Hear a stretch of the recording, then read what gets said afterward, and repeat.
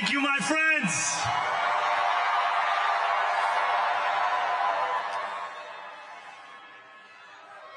The sun may have set over our city this evening, but as Eugene Debs once said, I can see the dawn of a better day for humanity. For as long as we can remember, the working people of New York have been told by the wealthy and the well-connected that power does not belong in their hands.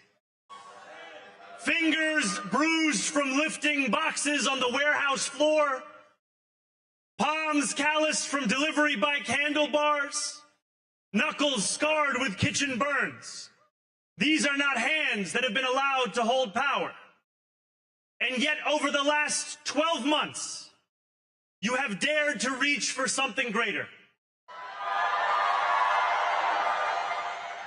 Tonight, against all odds, we have grasped it. The future is in our hands. My friends, we have toppled a political dynasty.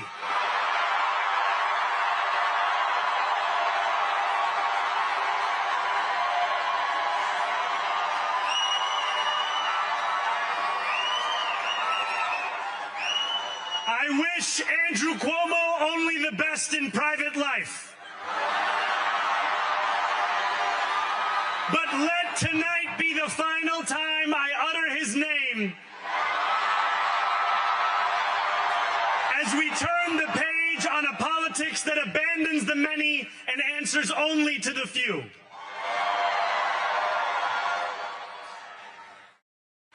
New York, tonight you have delivered a mandate for change, a mandate for a new kind of politics, a mandate for a city we can afford, and a mandate for a government that delivers exactly that. On January 1st, I will be sworn in as the mayor of New York City.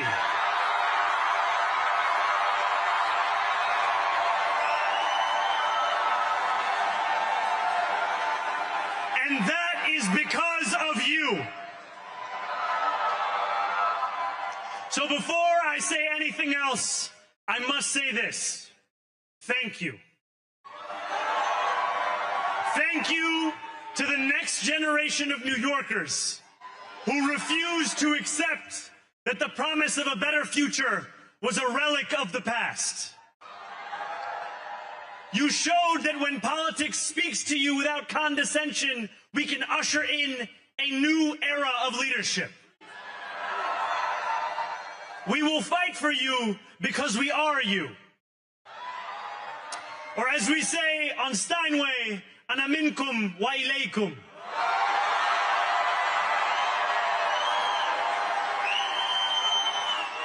Thank you to those so often forgotten by the politics of our city who made this movement their own. I speak of Yemeni bodega owners and Mexican abuelas, Senegalese taxi drivers and Uzbek nurses, Trinidadian line cooks and Ethiopian aunties. Yes, aunties. To every New Yorker in Kensington and Midwood and Hunts Point, know this. This city is your city, and this democracy is yours too. This campaign is about people like Wesley, an $11.99 organizer I met outside of Elmhurst Hospital on Thursday night. A New Yorker who lives elsewhere, who commutes 2 hours each way from Pennsylvania because rent is too expensive in this city. It's about people like the woman I met on the BX 33 years ago, who said to me, I used to love New York, but now it's just where I live. And it's about people like Richard, the taxi driver I went on a 15-day hunger strike with outside of City Hall, who still has to drive his cab 7 days a week. My brother, we are in City Hall now.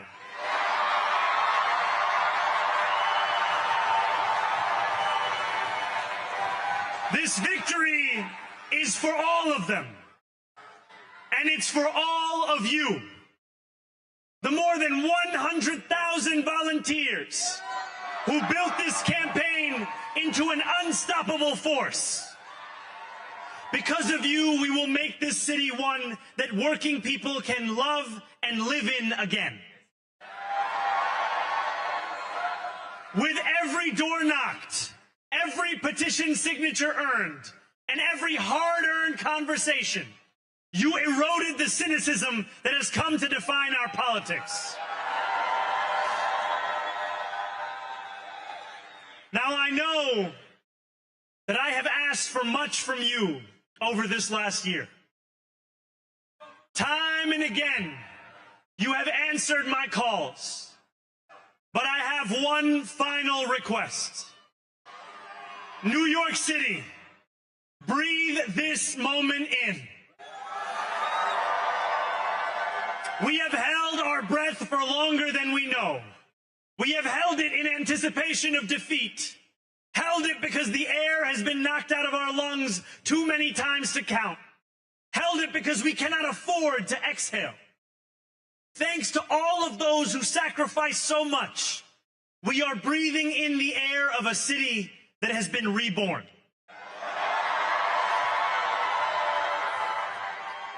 To my campaign team, who believed when no one else did, and who took an electoral project and turned it into so much more, I will never be able to express the depth of my gratitude. You can sleep now. To my parents, Mama and Baba, you have made me into the man I am today. I am so proud to be your son. And to my incredible wife, Rama,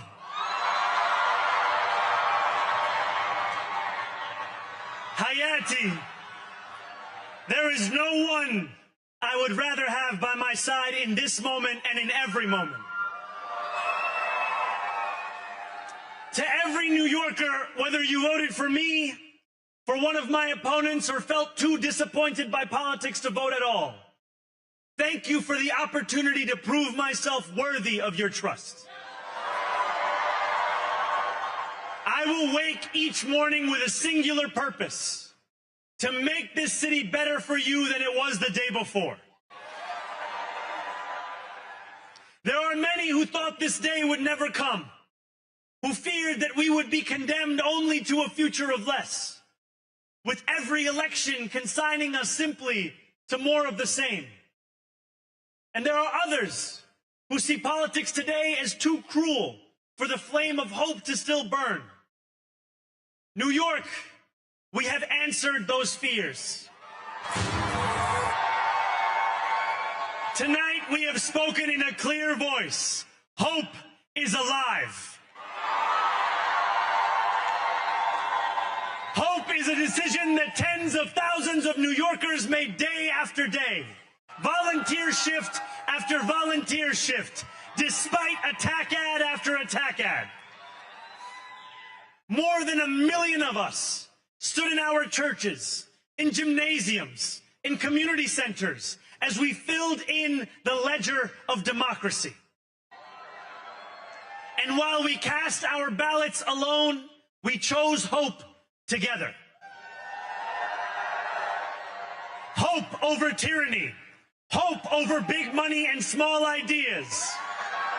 Hope over despair.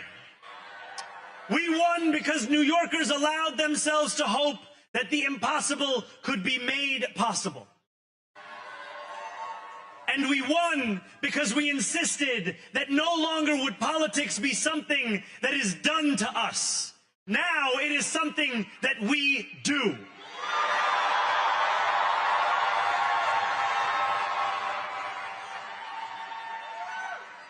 Standing before you, I think of the words of Jawaharlal Nehru. A moment comes but rarely in history when we step out from the old to the new, when an age ends and when the soul of a nation long suppressed finds utterance. Tonight we have stepped out from the old into the new. So let us speak now with clarity and conviction that cannot be misunderstood about what this new age will deliver and for whom. This will be an age where New Yorkers expect from their leaders a bold vision of what we will achieve, rather than a list of excuses for what we are too timid to attempt. Central to that vision will be the most ambitious agenda to tackle the cost of living crisis that this city has seen since the days of Fiorella LaGuardia.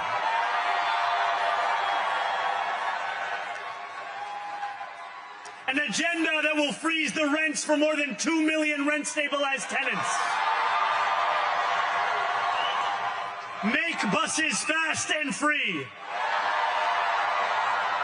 And deliver universal child care across our city.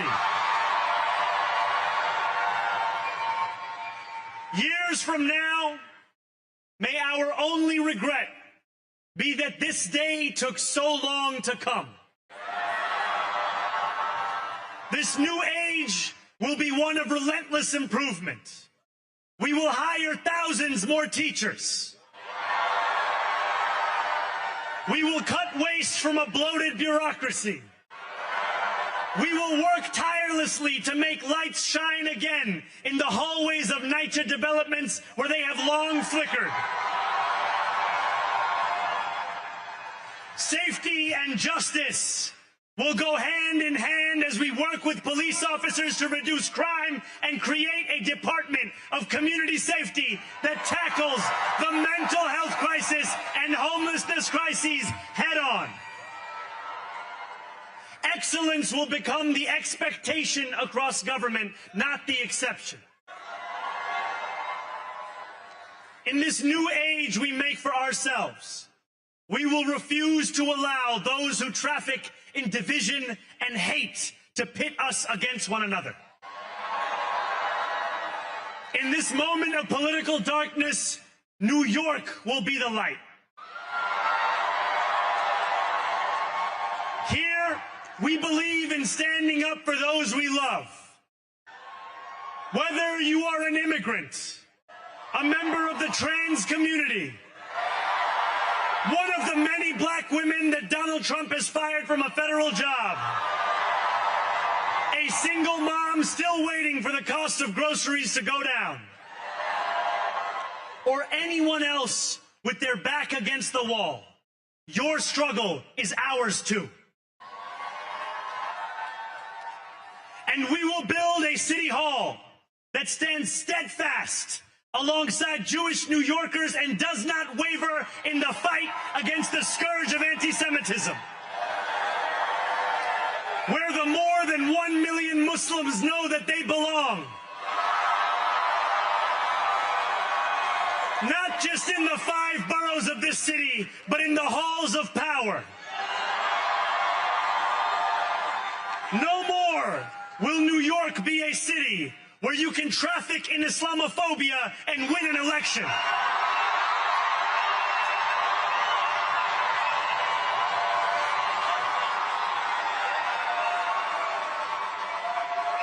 This new age will be defined by a competence and a compassion that have too long been placed at odds with one another. We will prove that there is no problem too large for government to solve and no concern too small for it to care about. For years, those in City Hall have only helped those who can help them. But on January 1st, we will usher in a city government that helps everyone. Now, I know that many have heard our message only through the prism of misinformation. Tens of millions of dollars have been spent to redefine reality and to convince our neighbors that this new age is something that should frighten them. As has so often occurred, the billionaire class has sought to convince those making $30 an hour that their enemies are those earning $20 an hour. They want the people to fight amongst ourselves so that we remain distracted from the work of remaking a long broken system. We refuse to let them dictate the rules of the game anymore. They can play by the same rules as the rest of us. Together, we will usher in a generation of change. And if we embrace this brave new course, rather than fleeing from it, we can respond to oligarchy and authoritarianism with the strength it fears, not the appeasement it craves. After all, if anyone can show a nation betrayed by Donald Trump how to defeat him, it is the city that gave rise to him.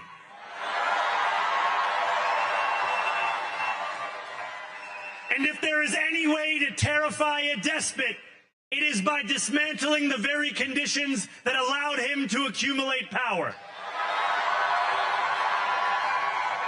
This is not only how we stop Trump, it's how we stop the next one.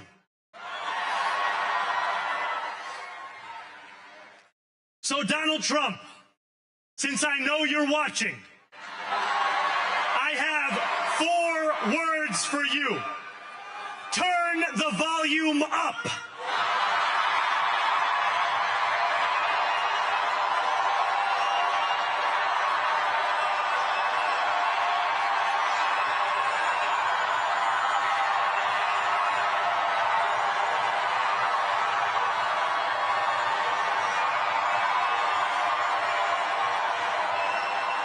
We will hold bad landlords to account because the Donald Trumps of our city have grown far too comfortable taking advantage of their tenants. We will put an end to the culture of corruption that has allowed billionaires like Trump to evade taxation and exploit tax breaks. We will stand alongside unions and expand labor protections because we know, just as Donald Trump does, that when working people have ironclad rights, the bosses who seek to extort them become very small indeed. New York will remain a city of immigrants, a city built by immigrants, powered by immigrants, and as of tonight, led by an immigrant.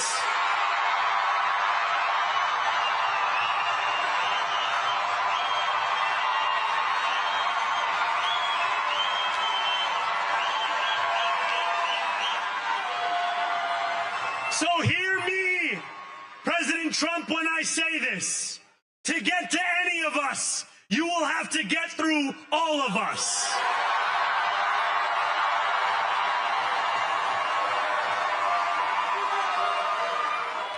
When we enter City Hall in 58 days, expectations will be high. We will meet them. A great New Yorker once said that while you campaign in poetry, you govern in prose. If that must be true, let the prose we write still rhyme, and let us build a shining city for all. And we must chart a new path, as bold as the one we have already traveled. After all, the conventional wisdom would tell you that I am far from the perfect candidate. I am young, despite my best efforts to grow older. I am Muslim. I am a democratic socialist. And most damning of all, I refuse to apologize for any of this. And yet, if tonight teaches us anything, it is that convention has held us back. We have bowed at the altar of caution, and we have paid a mighty price. Too many working people cannot recognize themselves in our party. And too many among us have turned to the right for answers to why they've been left behind. We will leave mediocrity in our past. No longer will we have to open a history book for proof that Democrats can dare to be great. Our greatness will be anything but abstract. It will be felt by every rent-stabilized tenant who wakes up on the first of every month, knowing the amount they're going to pay hasn't soared since the month before. It will be felt by each grandparent who can afford to stay in the home they have worked for, and whose grandchildren live nearby because the cost of childcare didn't send them to Long Island. It will be felt by the single mother who is safe on her commute and whose bus runs fast enough that she doesn't have to rush school drop-off to make it to work on time. And it will be felt when New Yorkers open their newspapers in the morning and read headlines of success, not scandal. Most of all, it will be felt by each New Yorker when the city they love finally loves them back. Together, New York, we're going to freeze the... Together, New York, we're going to make buses fast and... Together, New York, we're going to deliver universal... Let the words we've spoken together, the dreams we've dreamt together, become the agenda we deliver together.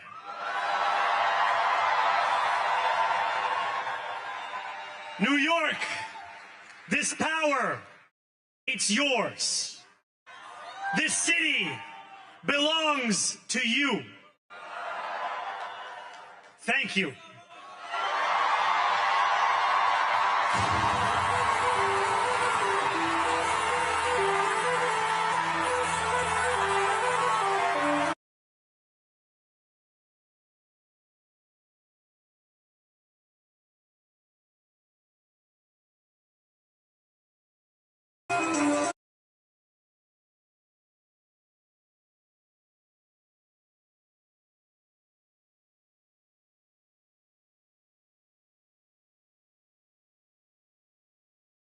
इश्क करना